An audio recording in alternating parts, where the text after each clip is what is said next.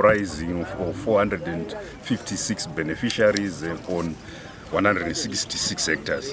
This is their first season of transiting from the plot-based, family-based management system which perpetuates poverty to a business model where the 166 hectares will be managed as a block. And starting this summer with this crop cycle, they will be able to run this as a business with the AFC providing working capital and with government providing the seed capital required to start this business. I'm very pleased in the manner that they have accepted this program. So going forward, we must see more entrepreneurship, we must see more yields. So certainly they are on their way up, and this is very pleasing.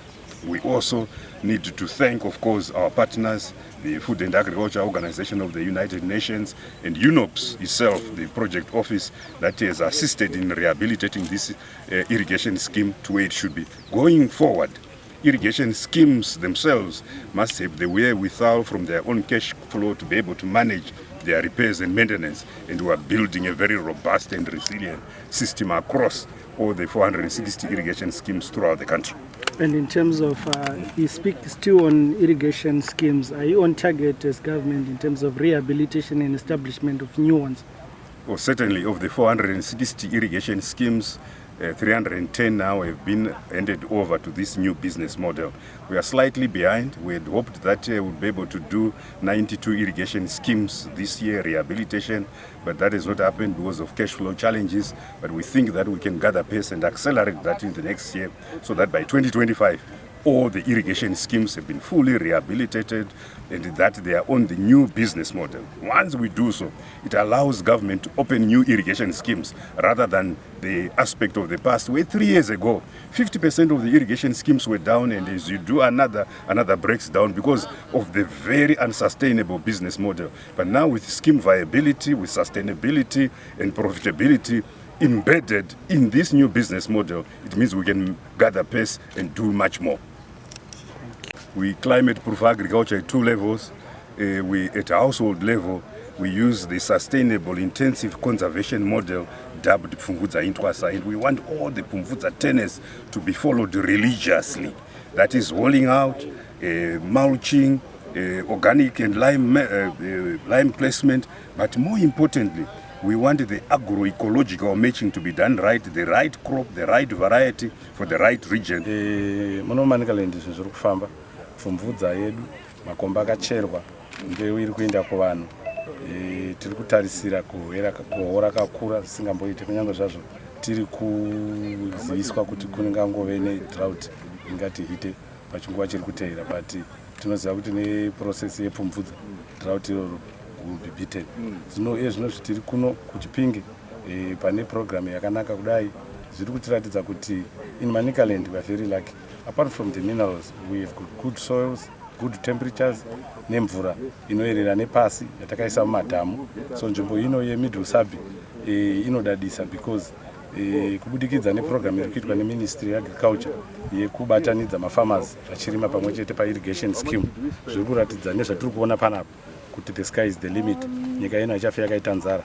We now just heading for Maguta.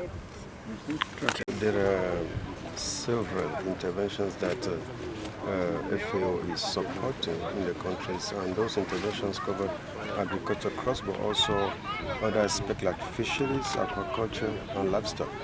And part of the different programs we are implementing is capacity building for different stakeholders, including the youth and the women. And we have a specific program that is focusing on capacity growth to what we call the green jobs. And the green jobs program is really aiming at supporting the youth who are interested in the agriculture sector by providing them the training, but also providing the input, also access to land, and also training them to understand that agriculture is a business, because what is important to understand today is that agriculture is important for food security, but it's also a business. So any training that we do for small-scale farmers, but also for the youth, is for them to be able to have business plan for everything that they are doing with agriculture, to understand that agriculture can help them not only to sustain their families, but to get the revenues that will help them to be able to address all the priorities of their life. And how much has been invested across all these interventions?